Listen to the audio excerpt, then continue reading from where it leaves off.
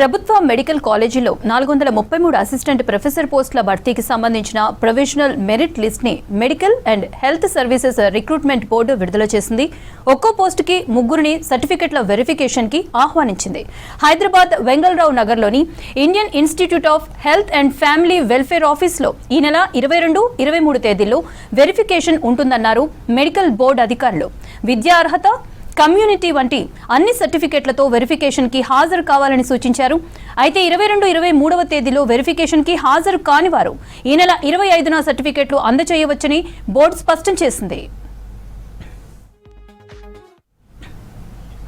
ప్రభుత్వ మెడికల్ కాలేజీలోని 34 డిపార్ట్మెంట్లో 607 assistant professor పోస్టుల భర్తీకి గత ఏడాది medical and health services recruitment board notification విడుదల చేసింది.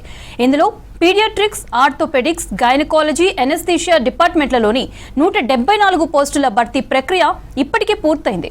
ఇటీవల పోస్టులకు ఎంపికైన వారికి ఆరోగ్య శాఖ మంత్రి దామోదర రాజనరసింహ నియామక పత్రాలు అందజేశారు. మిగిలిన 30 డిపార్ట్మెంట్లలోని 433 పోస్టులకు సంబంధించిన మెరిట్ లిస్ట్ ని మెడికల్ బోర్డు రిలీజ్ చేసింది.